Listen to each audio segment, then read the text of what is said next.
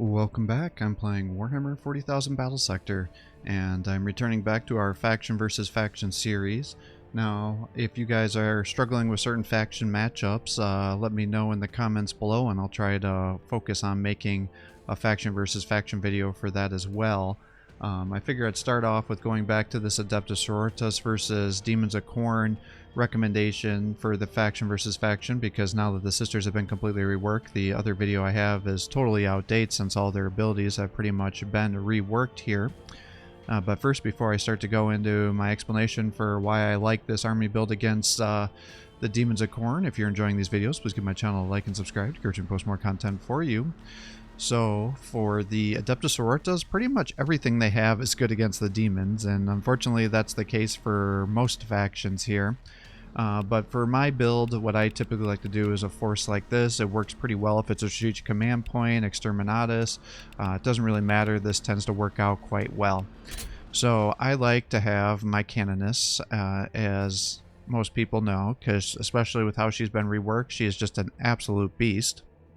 You give her the Blessed Blade, and this allows her not only to have splash damage to help her kill low-tier infantry that are in front of you that may be blocking your path, but also it gives you 2 attacks, allowing you to do 100 to 140 damage, and that's against the enemy heroes. So she's one of the heroes in the game that can actually go toe-to-toe with a Bloodthirster, and that's going to be the most dangerous unit on the enemy roster that you're going to have to worry about. The good news is when you're attacking the Bloodthirster one-on-one, it doesn't attack you back with that big axe hit, which will hit you for similar damage. He'll do this stupid little donkey kick thing that'll do like 40 to 70 damage. So she's effectively doing twice the amount of damage to him as he's able to do back to her. Now, when you start, you're like, oh, that's not a great trade because he has like 3 times as much health as she does, right? Well, yes, but you need to then take into consideration all of her abilities here, right? So she's already starting with 15% evasion. You bring your rhino down, you pop some smoke. Now all of a sudden you have 30 evasion at your baseline, so one of the 3 of those attacks may have the potential to be missed. She gets hit by the opponent, which will give her momentum, because the more damage the Adepta Sororitas take, the more momentum they get, and that momentum is converted into more evasion. So now all of a sudden, depending on how much momentum you have before you get into your one-on-one battle, they may have a, only a 60 to 70% chance to hit you, even lower if the Bloodthirster had decided to fly over to attack your units, because when they use that fly ability, I think it lowers his accuracy by 20 or 30%. So now all of a sudden you're talking about maybe a 50-50 chance to hit you. But there's more. You use this ability here. Yes, it does drop your evasion by 10, which will then mean you're starting out at 5 instead of the 15. So yes, she's going to have the potential to have more damage taken to her. But now, instead of just having those 2 attacks when she's hitting into the Bloodthirster, she'll get an extra attack. So now she'll have 3 attacks. So now you're talking about doing 150 to 200, and what would that be? 210 damage to your opponent here with almost 100% chance to hit with immunity to grazes. And you're now getting 20% momentum gains. So when you are getting hit, you're getting more momentum to help you get your evasion up higher. But again, there's more. If she's already been killing units and she has this Rising Faith thing started out here, and she gets 5 stacks of that, meaning she killed 5 models, then you can convert it to Faith and Fury, and that will give you plus 15% damage plus 1 action point. So now that'll counteract you using 1 action point to cast this ability, or you have your house builder here and you use the Rites of Intercession, which will then give your canoness an additional action point, and now she's also going to have 10% bonus HP. Plus, if you use the Medicus Ministorum, she'll have another 10% bonus HP, and now she'll have a minus 10% damage mitigation that she would be taking. And now you can see how she can easily go toe-to-toe with a Bloodthirster. So, you run in there, and you get a round of attacks with, your Inferno Pistol Seraphim, and then you run the canoness in here. She should be able to run in there and get the kill. And then, depending on all these momentum bonuses, once she kills a Bloodthirster, and depending on how much damage she's taken, that may allow her to surge and then attack again. So you could potentially have upwards of 4 to 5 action points on the canoness. The big thing is you just need to be very careful you don't stack it up above 3 to 4, because then the game starts to bug out, because you're not supposed to have so many action points at the start of your turn. So just make sure that if you're going to do this, usually start out with your Divine Deliverance before you start stacking all those other action points on. Otherwise, you're going to end up bugging her out and you might lose your action point, and that feels terrible when that happens. Now, she's also real nice because towards the end, if you're starting to get yourself killed and you don't want her to go into combat, well, then you end up using this Words of Contempt, which will take away an action point from one of your opponent units, and it'll give them minus 50% accuracy, 20% evasion, minus 50% movement.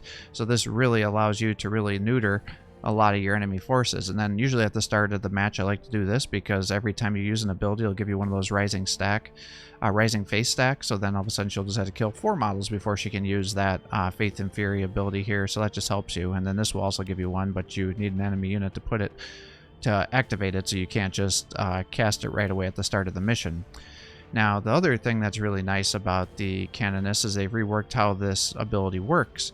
And as of now, it's still bugged out, so you can use this to cheese to your advantage here. But if any unit that's around the canoness dies within 5 tiles, she and any units that are within 1 tile of her will gain plus 10 momentum. So as your opponents are killing your units, if they didn't start with their attacks onto the canoness, she's going to be getting more evasion with those momentum gains that she's getting. And then whatever square she dies on, it becomes this permanent momentum generator. Whereas if you have anybody within 1 tile of that square and other units are within 5 squares getting killed, those units that are around where her body was will still be generating the momentum. So I'm pretty sure that's bugged, but that is how it works as of now making this video. So that can be a huge thing for you. And then the other thing to realize is she has a Rosarius.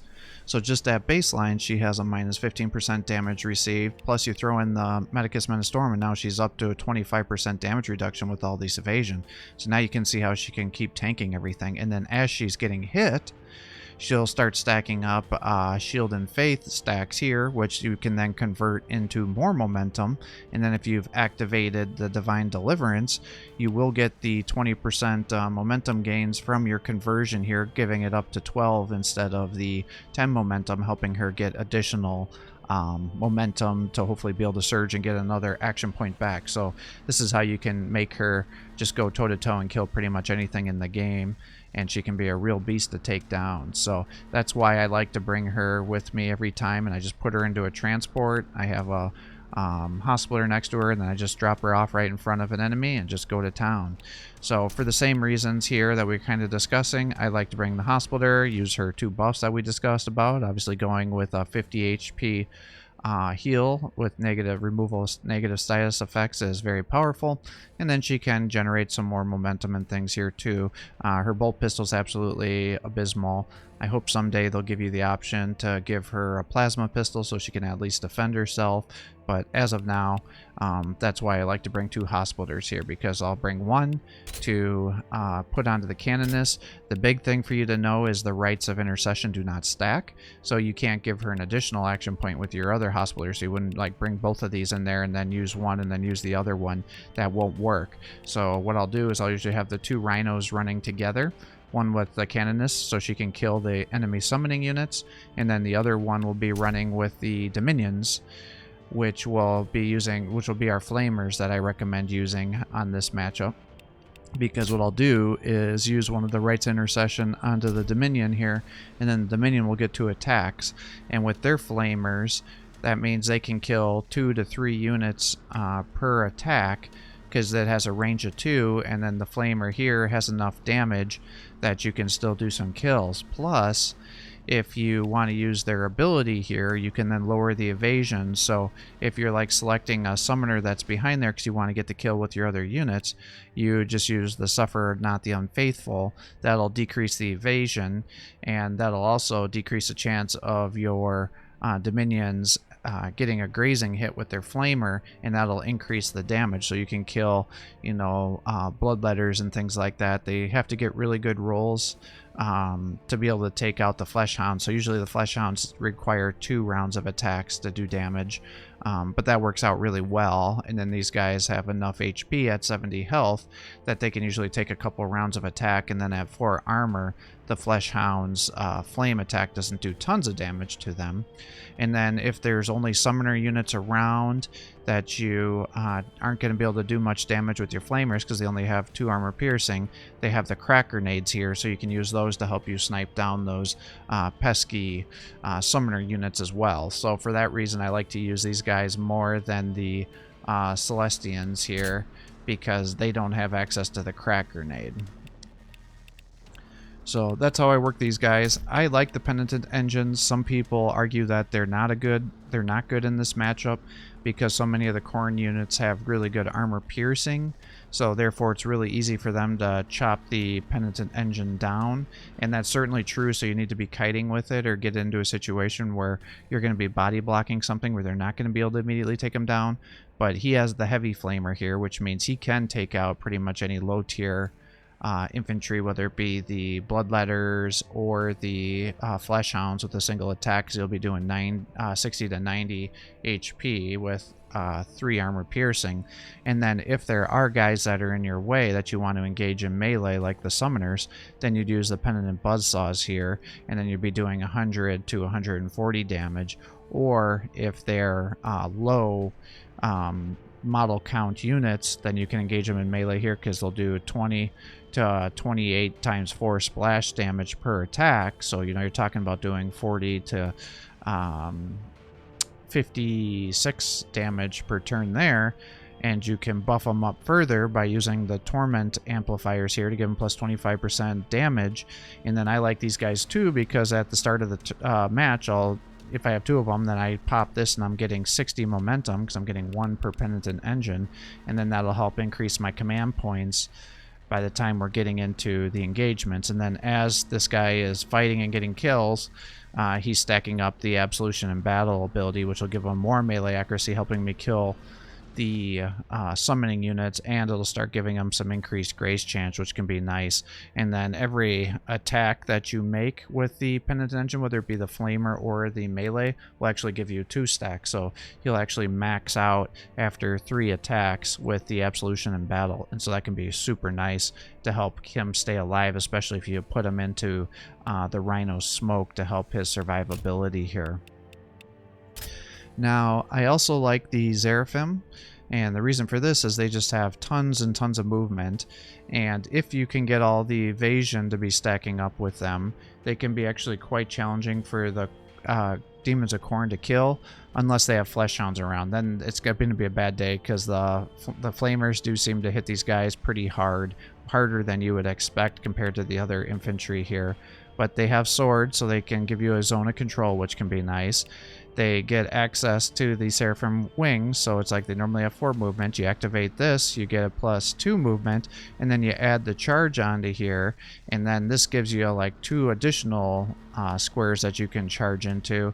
So it just seems like they can go out to 8 to 9 squares to do this charge attack, and then because they're in jetpacks, it doesn't matter what obstacles are in your way. So if you just about got a kill with somebody, well, then you can activate these ladies here to just run over there and finish off the unit there. Or if he has his Blood Masters or somebody else that's way in the back that you can't quite reach, well, you just send 2 of these ones in there, and then you can kill him and stop another squad of enemies from getting summoned in. And then on the turns where you're not going to necessarily want to be engaging in melee, if there's too many model counts and you're not going to be able to get the kill, well, then you just pop your blessed ammo, because a lot of the infantry for the Chaos Demons doesn't have a lot of armor, so the blessed ammo actually does surprising amount of damage to them to help give you some additional power here. And if they decide to charge into you, they have their bolt pistols, which will trigger a reaction fire, which gives them the chance to suppress guys charging into you, so that can help increase the survivability of your other units as well. And then again, you start out with 15 evasion, they go up to 25 once Grace gets activated, and then you throw them into the smoke with the Rhinos, and that's 15 additional. So now all of a sudden you're almost up to your 40 evasion, plus any momentum gains are increasing your evasion further. And as of the time of this video being released, this ability is also bugged, so once you've ended a turn with Seraphim Wings active, the Grace bonus will stay on for pretty much the rest of the match. instead of just being activated on the turn that the Seraphim wings are going, because it's supposed to be triggered by Seraphim wings being activated, but for whatever reason it seems like this has been, it'll stick around even after the Seraphim wings have been deactivated the following turn, and so that makes these guys really hard to kill. I suspect this will be fixed because this unit is crazy broken right now.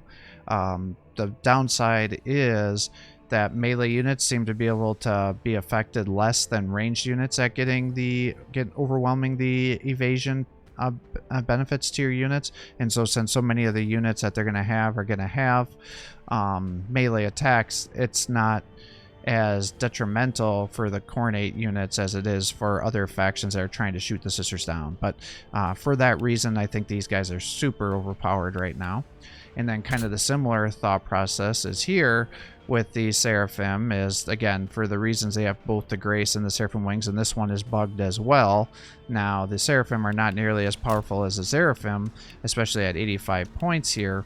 So in the past, you could still drop these ladies down and it wouldn't be as big of an issue. But now when you're having this powerful charge attack that's going crazy across a lot of distance, and now a melee zone of control, it makes these guys really hard to fight because they'll give the engaged trait to units that are within combat with them, and then that'll lower the accuracy.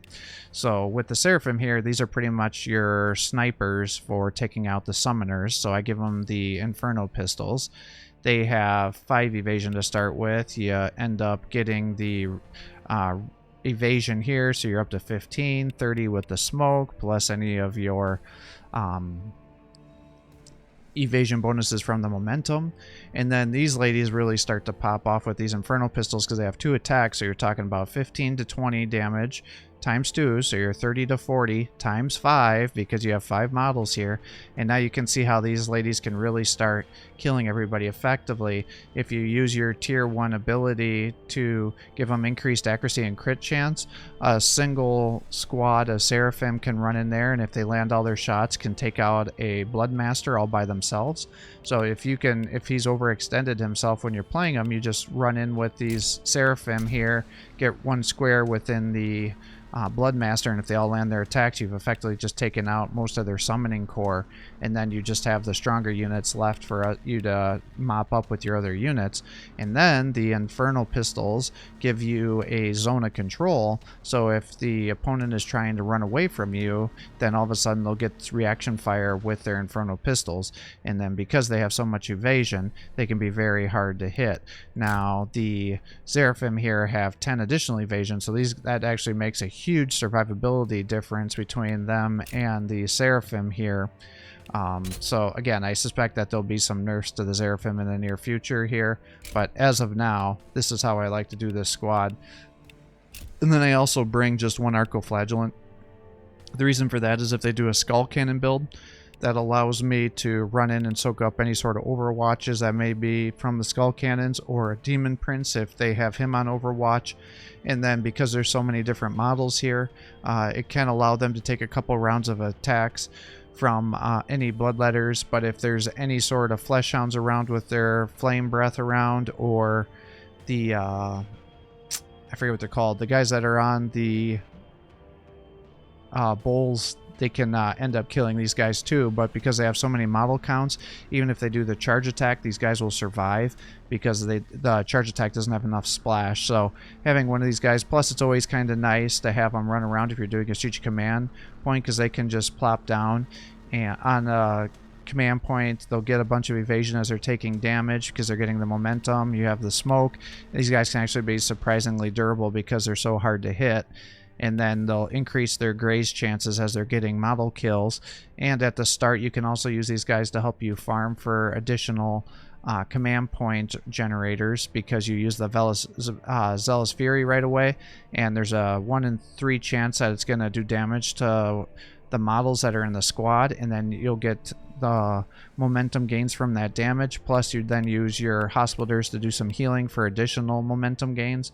So it's not uncommon for you, if you're doing this build, to be generating over 100 momentum per turn before you've even gotten into combat, just because of your ability spam. So I think this works really, really well. And then obviously you have the 2 Rhino transports, as I've been alluding to, because you'll then have 2 smokescreen abilities. Just be aware that if the enemy runs into the smokescreen, they'll get that plus 15% evasion as well. But because you're going to be killing so many of their units with your flamers, and the flamers have a 100% chance to hit, it's not a huge issue here. And then you also have access to a little bit of 30% healing every turn now.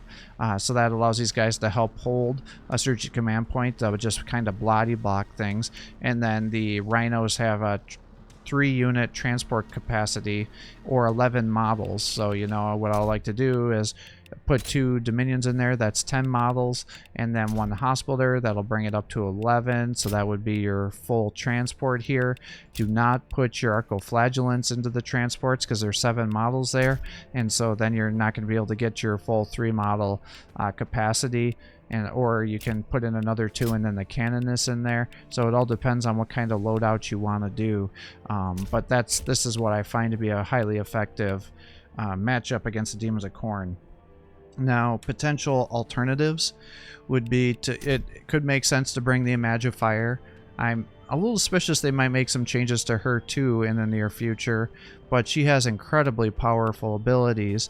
You know, you can give the Tale of the Faithful, which will give you plus 15% momentum gains, and so if you're using a Dominion that has got double attacks and is killing at least 2 models, 2 squads per turn, all of a sudden you're doubling, or you're getting double the attack, which means double the momentum, plus now you're getting 15% momentum gains. That may give you a chance to get a 3rd action point to then kill even more guys, to open up the field for you to assassinate your opponent.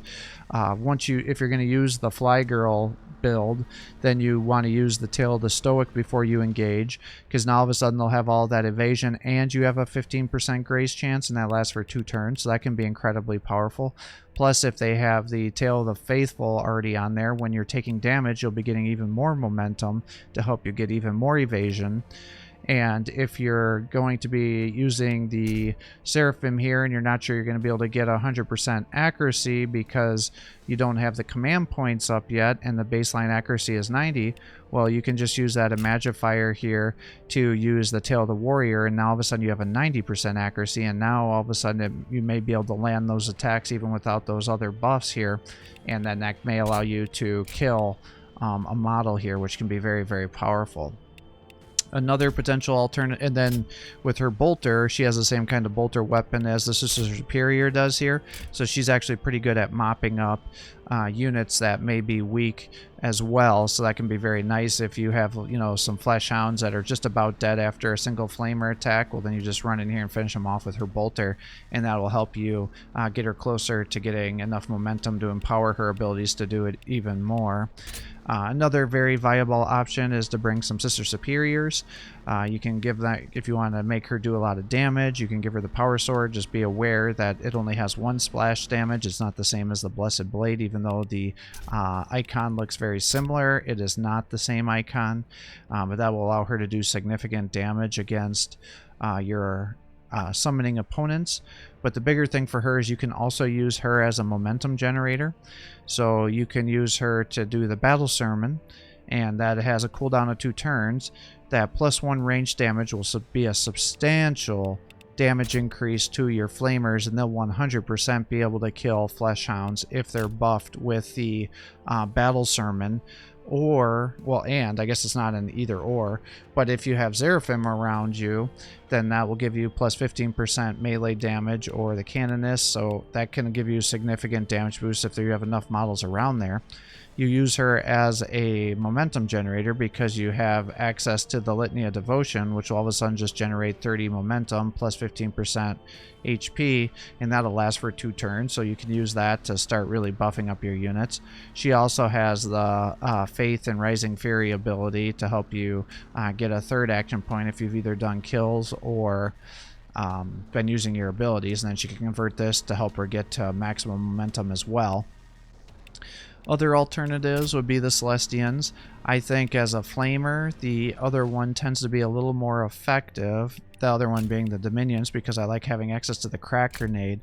However, this is a controversial statement because the claim to fame for the Celestians is this Spirit of the Martyrs, which means for every model that's killed out of the squad, they'll increase the damage they do by 50%. So if you're losing, 2 models, all of a sudden you're going to be getting 100% damage. If you have 4 models killed, then you're doing 200% damage. So it just helps out a lot with your flamers. But I think the Dominions are still a more effective flamer. But where these guys are the strongest at being an alternative is they also have the Oath of Protection, which will give them an additional armor and 10% bonus HP. So if you have them stacked up with the Medicus Ministorum, all of a sudden these guys can be surprisingly tanky as a frontline flamer defense that'll do more damage as they're suffering losses.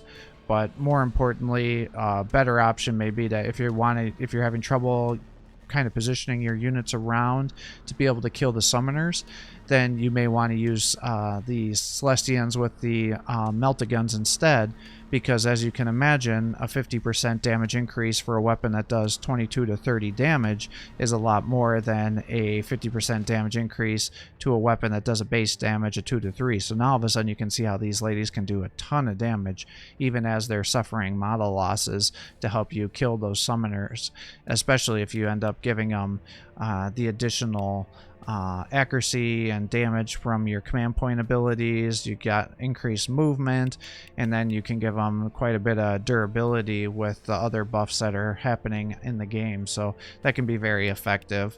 If you'd like to do more of a melee build, traditionally prior to the patch, I used to just fill my transports up with the Sisters Repentia, because you could use their special abilities here called the Path of Penitent. It's, well, before it was something else, but they've reworked how this worked, and then you could just use these to charge in on the rear and kill the summoners. It's still highly effective because each one of these ladies does 37 to 50 damage with an armor piercing of 7, allowing them to kill most summoning units.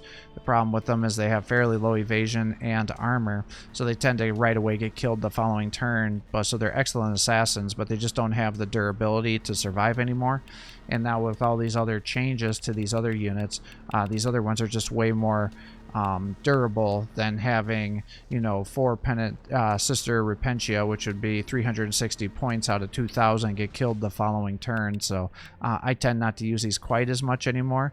But what you could do is, if you're moving a Rhino around, these ladies can charge and do substantial amounts of damage if you can't get into combat and your opponent's out in the open. So what this allows you to do is, once you unload the transport, they'll have 2 movement, but then if they use the Path of the Penitent, they get +3 movement, and then if you've used your command point ability to give them an additional movement point, then they'll have 4 movement when they're unloaded from a transport, and now all of a sudden they can get 40% additional damage to charge into your opponent. You don't need to worry about them getting suppressed.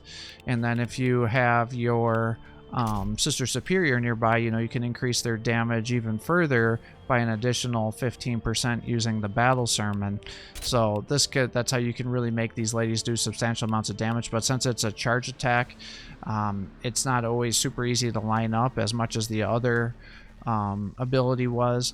And then they also have the Absolution of Battle, but they're very unlikely to survive enough to be able to let you to get all those stacks up to increase their survivability. But that is an option if you want to bring these ladies with you here, because they're highly effective at killing the summoners, pretty much anything except for Bloodthirsters and Fleshhounds, because they'll be able to attack back and do substantial damage to you. The Exorcist, I go back and forth on. Some people really like to bring the Exorcist. I tend not to. The Heavy Bolter does do really good damage. Obviously, their missile launcher ability does good damage. The problem is a single attack is not going to be enough to squad wipe, Bloodletters or Fleshhounds. So you're going to have to do multiple rounds of attacks to be able to do a squad wipe because they have so much health. So therefore, I tend not to really like to bring these. But the counter argument is, well, you just hit them with the missile launcher and then you follow it up with your Dominions, and then you'll just for 100% kill whatever has been hit. And that's true. But at 230 points, I would rather just have units that I'm pretty sure are going to be able to get kills much easier but they do have that devastating refrain ability to allow you to attack up to 3 targets every 2 turns, so that can be very, very powerful. And then if you have a Bloodthirster or other summoner that's hiding behind cover that's almost dead, well, use your Hunter Seeker missile to get 100% accuracy and be able to do some damage there, and then every 2 turns almost squad wipe somebody that's injured with the heavy bolter. So like I said, some people really like to bring them. I'm kind of on the fence. The Castigator is a good alternative. As you can see, most of these units are all good alternatives against the Daemons of Khorne. It just depends on your play style.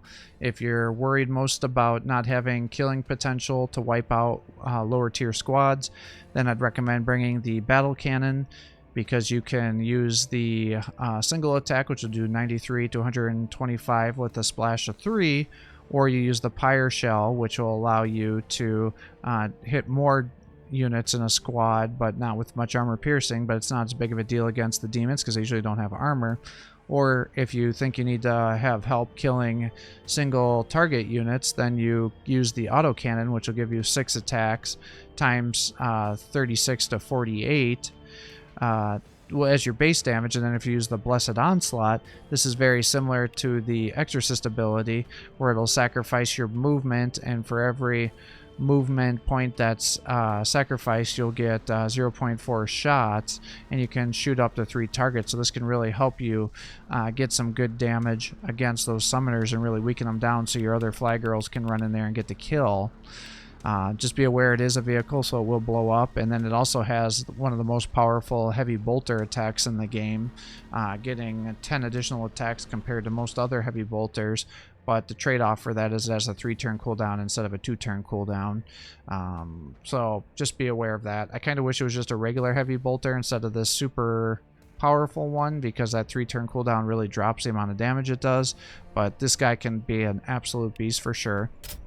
If you're really liking to do a transport build, you could certainly bring the Immolator out, so you can hide an additional 2 units or 6 models and use this as a transport to move around the battlefield. It'll give you a heavy flamer to help you clear out those front lines. If you wanted to do more of a, like a Repentia build or an assassination build, you just bring these over there, flame everybody out, so then you wouldn't have those Dominions, and then have your other guys just run in there and kill everybody. Alternatively, if you wanted to use these as a sniper themselves, you could give them the twin multi-meltas to help you snipe down these summoners while unloading your flamers right into the thick of combat, but it kind of depends on what you want to do.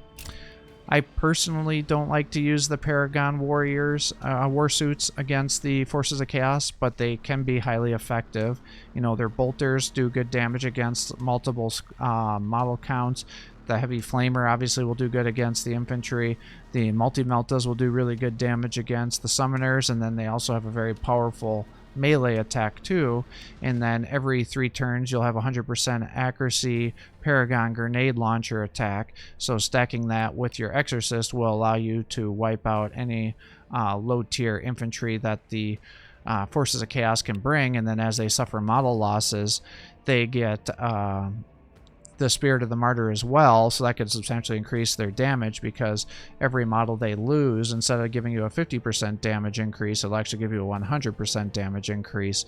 So after you lose 2 models, you're talking about 200% damage increase. So with that multi-melta, that's nothing to slough at for that damage, or in the melee as well. So it can be very, very powerful.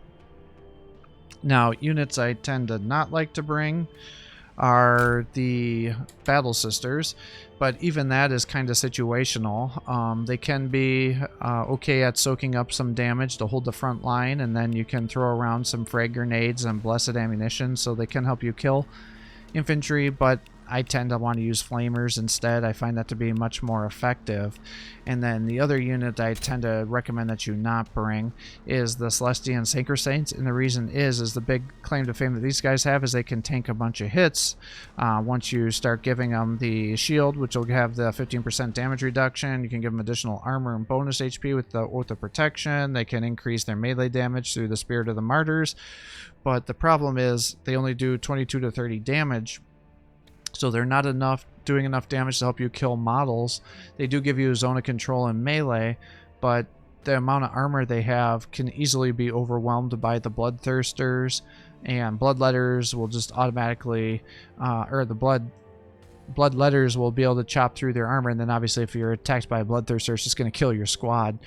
So I just find that they're not durable enough against such a armor piercing melee opponent, that these are just not worth the points. And then I also don't really like to bring the retributors. I find that the bolter build is just not having enough killing potential to make it worthwhile.